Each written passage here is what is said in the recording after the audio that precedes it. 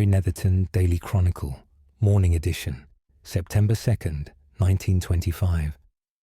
Good morning, gentle listeners. Edmund Pruitt, greeting you on this Wednesday as our village continues its familiar rhythms of midweek industry. The weather presents us with what Mr. Higgins describes as settled Wednesday morning conditions, with clear skies and moderate temperatures that promise comfortable circumstances throughout the day. A soft westerly breeze carries the fresh scent of ripening blackberries and rosemary across the village green. Those planning outdoor activities are assured of favourable circumstances, with only light wraps advisable for evening pursuits. Mrs. Barnes's leghorn hen produced this morning's egg, with what Mrs. Barnes characterises as Wednesday morning precision that demonstrates remarkable consistency as September's routines establish themselves. The distinguished bird completed an unusually thorough constitutional, pausing frequently to examine the stone pathway, where overnight dew has collected in small puddles that appear to fascinate her. Behaviour which Dr. Peterson suggests represents methodical investigation of environmental changes that reflects the hen's continued adaptation to seasonal transitions. Miss Pettigrew has made several important announcements regarding library operations for September. Any residents who still require book mending services are encouraged to bring their volumes to Mr. James promptly, as he will be returning to Cambridge on September 10th. And early submission will allow sufficient time for proper restoration before his departure.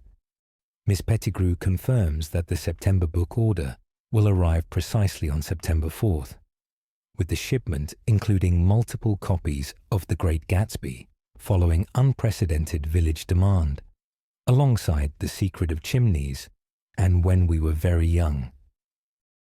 The library announces that Children's Story Hour for the village's youngest readers will resume on Wednesday afternoons beginning mid-September, with Miss Pettigrew noting that she has prepared several new selections appropriate for the autumn season.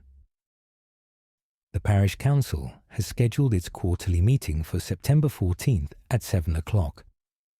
Residents may submit matters for consideration through the clerk or by written petition until September 7th.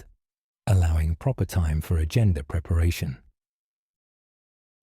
The Reverend Holloway announces this year's Harvest Festival for September 27th, an occasion he describes as our community's most cherished seasonal observance, celebrating the abundance of our countryside and the blessing of another fruitful growing season.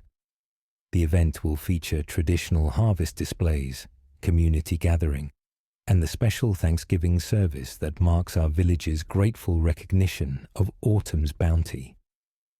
Choir rehearsals begin Friday evenings at 6 o'clock to ensure the congregation is properly prepared to offer musical thanksgiving worthy of such an important gathering. The tea room announces a Wednesday special of warm apple turnovers with cream, which Mrs. Hartley describes as an early autumn treat celebrating the first harvest from Mr. Pemberton's orchard trees. Colonel Weatherby arrived shortly after opening and engaged Mrs. Hartley in animated discussion about the changing season while enjoying his morning refreshment.